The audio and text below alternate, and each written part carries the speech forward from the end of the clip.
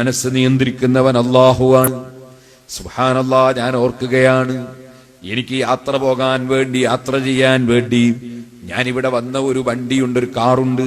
അത് മലപ്പുറം ജില്ലയിലെ ഒരു നല്ല മനുഷ്യൻ വാങ്ങിത്തന്നതാണ്. അല്ലാഹു അദ്ദേഹത്തിന് സ്വർഗത്തിലേക്ക് വാഹനം കൊടുക്കട്ടെ. ഞാൻ പറഞ്ഞു വരുന്നത്, അല്ലാഹു ജല്ല ജലാലുഹു നല്ല മനസ്സ് കൊടുക്കുന്ന പലരുമുണ്ട്. പക്ഷേ ഞാൻ ആ വാഹനവും കൊണ്ടൊരു സ്ഥലത്ത് പോയി. പോയ ജില്ല ഏതാണെന്ന് ഞാൻ പറയൂല. ഒരു ജില്ലയിൽ ഒരു പരിപാടിക്ക് പോയി. തിരിച്ചു വരുമ്പോൾ ഏതോ ഒരു മനുഷ്യൻ ഒളിച്ചു നിന്നിട്ടൊരു കല്ലെടുത്തിട്ട് ഒരൊറ്റ ഏറ് തന്നു. അദ്ദേഹത്തിന്റെ മനസ്സിൽ അല്ലാഹ് തോന്നിപ്പിച്ചത് അങ്ങനെയാണ്, മറ്റേയാളെ മനസ്സിൽ അല്ലാഹ് തോന്നിപ്പിച്ചത് ഇങ്ങനെയാണ്. രണ്ടും തോന്നിപ്പിച്ച റബ്ബ് ഒന്ന് തന്നെ. ഓ സഹോദരാ, ഒരു മനുഷ്യന് നല്ലത് ചെയ്യാൻ അല്ലാഹ് ഭാഗ്യം കൊടുക്കുന്നു, വേറൊരു മനുഷ്യന് അല്ലാഹ് ദൗർഭാഗ്യം കൊടുത്തിരിക്കുന്നു. അല്ലാഹു എല്ലാവരെയും നന്നാക്കി തരട്ടെ, നമ്മയും അല്ലാഹ് നന്നാക്കി തരട്ടെ. അങ്ങനെ ഒരു തെറ്റൊരു മനുഷ്യന് സംഭവിച്ചതിന്റെ പേരിൽ അവനോടും നമുക്ക് വൈരാഗ്യം വെച്ചുകൂടാ, വിദ്വേഷം വെച്ചുകൂടാ. അവനും നന്നാകാൻ വേണ്ടി പ്രാർത്ഥിക്കലാണ് നമ്മുടെ ചുമതല. കാരണം എന്തുകൊണ്ട് ചോദിക്കട്ടെ, ഞാൻ നിങ്ങളോട് പറയട്ടെ, സിറാജുൽ ഹുദയുടെ സമ്മേളനത്തിന്റെ തെരതിരക്കിൽ പലരും വന്ന് കയ്യിലിങ്ങനെ സംഭാവനയും നേർച്ചയും തരുമ്പോ ഒരാൾ വന്നിട്ട് പറയുന്നു, ഉസ്താദേ ഒരു കാര്യം പറയാനുണ്ട്, ഞാൻ നിങ്ങളെ പലതും പലപ്പോഴും പറഞ്ഞവരാണ്, പൊരുത്തപ്പെടണം. ഞാൻ അദ്ദേഹത്തോട് പറഞ്ഞു, നിങ്ങൾ പറഞ്ഞത് പൊരുത്തം, ഇനി പറയുന്നതും പൊരുത്തം, നിങ്ങൾക്കും പൊരുത്തം, ഇപ്പോൾ പറഞ്ഞുകൊണ്ടിരിക്കുന്നവർക്കും പൊരുത്തം, ഇനി പറയുന്നവർക്കും പൊരുത്തം, ലോകത്തെ എല്ലാവർക്കും പൊരുത്തം. പക്ഷേ എന്റെ ദോഷം അല്ലാഹ് പൊറുത്തു തരാൻ വേണ്ടി നിങ്ങൾ അല്ലാഹുവിനോട് പറയണം, ഞാനൊരു മഅസൂമായ നബിയല്ല, ഞാനൊരു മലക്കല്ല, ഞാനൊരു പക്ഷേ പലരോടും ഉപദേശിക്കുന്നുണ്ടാകും, പക്ഷേ ഞാൻ ഒരുപാട് തെറ്റ് വന്നവനായിരിക്കും.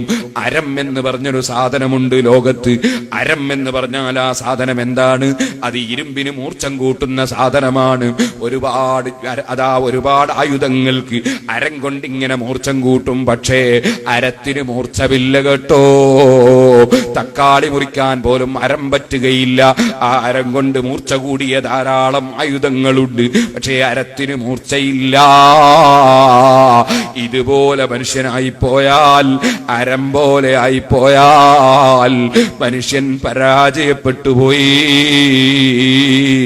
അതുകൊണ്ട് നമ്മൾ ചെയ്യേണ്ടത്, നമ്മളാരും അമ്പിയാക്കളല്ല, നമ്മളാരും മലക്കുകളല്ല, നമ്മളിലും ഒരുപാട് തെറ്റുകൾ വന്നിട്ടുണ്ടാകുമെന്ന് മനസ്സിലാക്കി, ആരെടുക്കെങ്കിലും വല്ല തെറ്റും വന്നുപോയിട്ടുണ്ടെങ്കിൽ തന്നെ അത് ഓർമ്മിച്ചിങ്ങനെ കൂടുന്നതിന് പകരം അതിനെല്ലാം മനസ്സറിഞ്ഞ് മാപ്പ് കൊടുത്ത് അവനെയും അല്ലാഹു നന്നാക്കട്ടെ, നമ്മയും അല്ലാഹു നന്നാക്കട്ടെ എന്ന് റബ്ബിനോട് പ്രാർത്ഥിക്കുന്നൊരു വിശാലമായ മനസ്സ്, അതാണ് മുഅ്മിനായ മനുഷ്യന്റെ മനസ്സ് കേട്ടോ.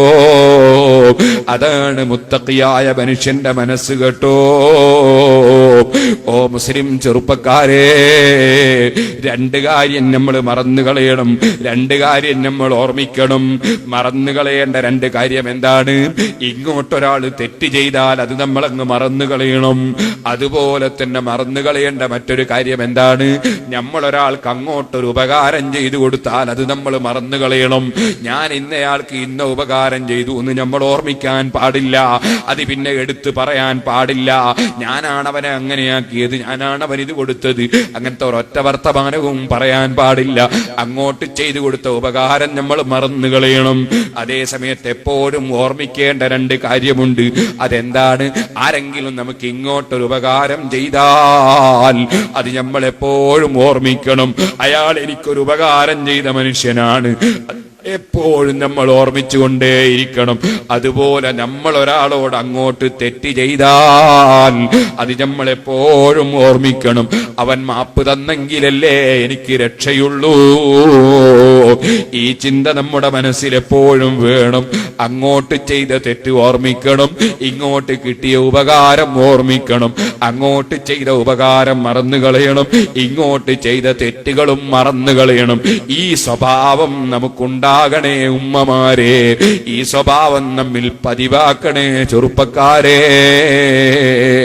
റഹിമല്ലാഹു റജുലൻ സംഹൻ ഇദാ ബാഅ ബിസ്തറാ ബിഖ്തദാ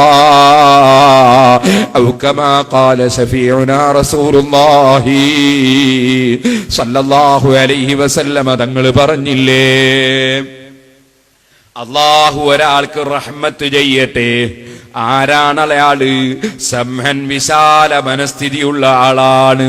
ഇടുങ്ങിയ ചിന്തയില്ല, വിശാലമായ മനസ്സാണ്. ഇത് അബാവിസ്തറ, വിൽക്കുകയാണെങ്കിലും കൊള്ളുകയാണെങ്കിലും വരെ അദ്ദേഹത്തിന് വിശാല മനസ്ഥിതിയാണ്. 5 റുപ്യ കുറഞ്ഞാലും തരക്കേടില്ല, നീ എടുത്തോളൂ. 5 റുപ്യ കൂടിയാലും തരക്കേടില്ല, ഞാനത് വാങ്ങിക്കോളാം.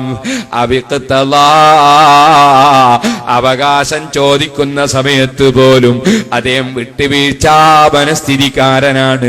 അങ്ങനെയുള്ള വ്യക്തിക്ക് അല്ലാഹു തആല റഹ്മത്ത് ചെയ്യുമെന്ന് നബി സല്ലല്ലാഹു അലൈഹി വസല്ലമ തങ്ങൾ നമ്മെ പഠിപ്പിക്കുന്നു. കാരുണ്യത്തിന് പ്രാർത്ഥിക്കുന്നു. വിശാലമായ മനസ്സ് വേണം നമുക്ക്. എന്നാലേ നമുക്ക് അല്ലാഹുവിനോടുള്ള സ്നേഹം അത് ശരിക്ക് നമ്മുടെ ജീവിതത്തിൽ പ്രകടമാകൂ. അവന്റെ സൃഷ്ടികളോട് വൈരാഗ്യം പാടില്ല.